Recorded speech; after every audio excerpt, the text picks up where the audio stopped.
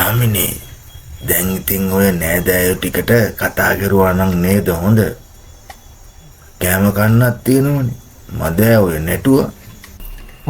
ඔව් ඔව් මුදලාලි මහත්තයෝ. ඔක්කොම ගල් වෙලා. කතා කරන්නේත් නෑ. ඒ මදිවට මේස් කපුටොත් වහලා. මොනවා? කෑම මේසට කපුටොත් වහලා? ආමිනේ කෝ දැන් අපේ දුවයි මනමාලයයි. දුව ආන්න පැත්තකට වෙලා අඬා ඉන්නවා. ආමිනේ කවුද දැන් ටික වෙලාවකට කලින් මේ ගෙදර ඉස්සරහින් ගියේ? මගේ මතකයේ ඇතියෙන්නම් ගමේ කෙරවලේ ආරන්නේ තාපසතුමා නම් මෙතනින් ගියා. ඔය ආපු නෑදෑයන්ගෙන් කවුරු හරි මොනවා හරි උසුළු විසුළු කරාද තාපසතුමාට? මට නම් නිච්චියන්නේ අපේ මහත්තයෝ. හැබැයි මං ගේ ඇතුලේ ඉන්නකොට හයියෙන් hina වෙනවා ඇහුණා. ඊට පස්සේ hinaව නතර වෙලා ගියා. ඊට පස්සේ තමයි මම එළියට ඇවිල්ලා බැලුවේ. හරි ආමිනේ මට තේරුණා වෙලා තියෙන දේ. කතා කර කර ඉන්න වෙලාවක් නෑ. ඉක්මන් කරලා යන් තාපසතුමා හම්බෙන්න. යන් ආමිනේ ඉක්මනට ටික තියලා යන්. මහ විපතක් නැසිදුනේ අයියෝ.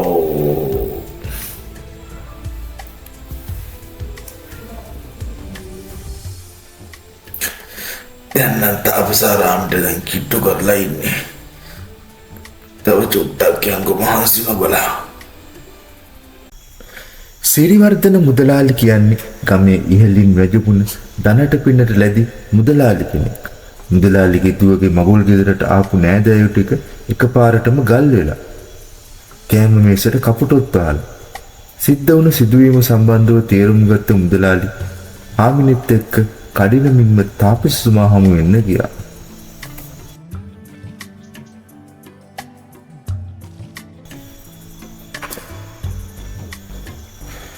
සතුමල්තැන්න ගම කියන්නේ ඉතාමත් ලස්සන ගමක්. මේ ගමේ මිනිස්සු දහමට පිනට ගොඩාක් ලැබි වුණා. ඒකට ගොඩක්ම හේතුව වුණේ ගමේ එහා කෙළවරේ ආරණ්‍යයේ දානලාභී තාපසතුමා නිසා. තාපසතුමාට ගමේ උදවිය බොහෝම ගරු කළා. ඉතින් තාපසතුමා එහා ගමේ ආරණ්‍යයට යන්න පිටත් වුණා. එතුමාට යන්න සිද්ධ වුණේ සිරිවර්ධන මුදලාලිගේ මගුල් ගෙදර ළඟින්.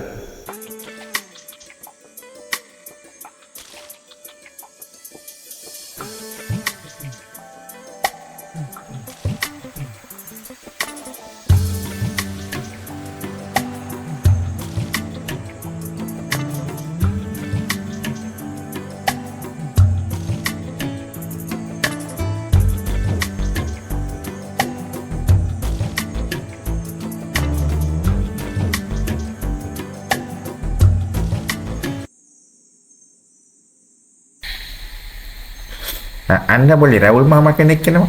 රැවුල කපන්නට දන්නේ. සුදු පාට වෙලා කොණ්ඩෙත් වෙවිලා.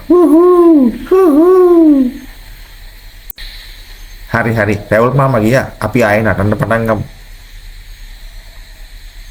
मंगल योगे आशीर्वादे कोकिल गीरावे दिवाटे मंगल योगे आशीर्वादे कोकिल गीरावे.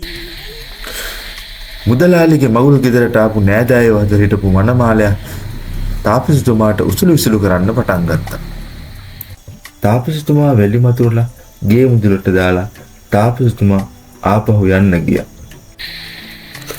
තාපසතුමා වැලි මතුරලා දාපු වෙලේ ඉඳන් මගුල් ගෙදර කට්ටිය ඇලහොල් මොනක් නැතුව ඔහේ බලාගත්තාත් බලාගෙනම ඉන්න පටන් ගත්තා.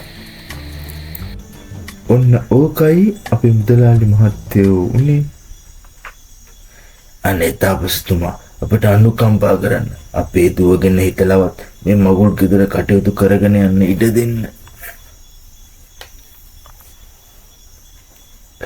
හොඳයි මහත්තයෝ. මහත්තයා කියන හින්දා මම මේ වැඩේ නවත්තන්නම්. හැබැයි මහත්තයෝ ඔය නෑදෑයෝ ටිකට වැඩිහිටි කෙනෙකුට ටිකක් ගෞරව කරලා කතා කරන්න කියලා දුන්නොත් හොඳයි. හොඳයි තාපසතුමනි. බය වෙන්න කාරණාවක් නැහැ. මෙන්න මේ පිරිත් වතුර ටික ගිහිල්ලා මගුල් ගෙදර කට්ටියට ඉසින්න. කෑම මේසේ කපුටු පිරලා ඉන්නවා කිව්වා නේද? ඔය කපුටු ටිකත් ඉංගිරිලා යයි.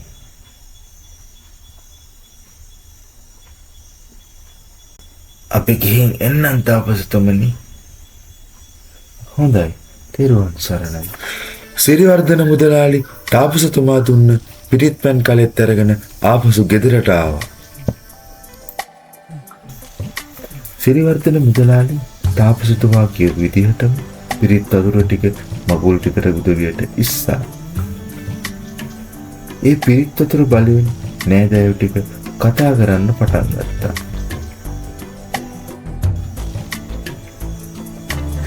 අනේ අපිට මොකද වුනේ? අනේ අපිට මොකද වුනේ?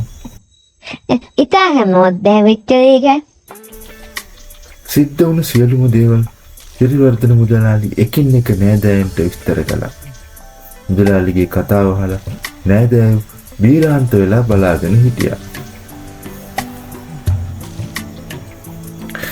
දැන් ඉතින් වෙන්න තියෙන දේවල් සිද්ධ වෙලා ඉවරයි.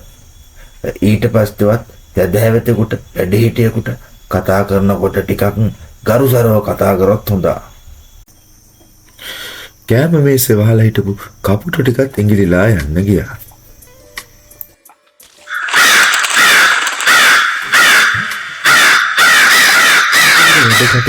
සිකුරුටි විදිහටම නැවතත් කරගෙන ගියා. මගුල් ගෙදර අවසන් වෙලා නෑදෑයෝ ටික සියලු දෙනාම තාපසතුමාගෙන් සමාව ඉල්ලන්න පිටත් වෙලා ගියා. ඉතින් දුවේ පුතේ මේ වගේ ලස්සන තවත් කතා බලන්න ඕනි නම් සූක්ති බෝලේ YouTube channel එක subscribe කරලා තියාගන්න.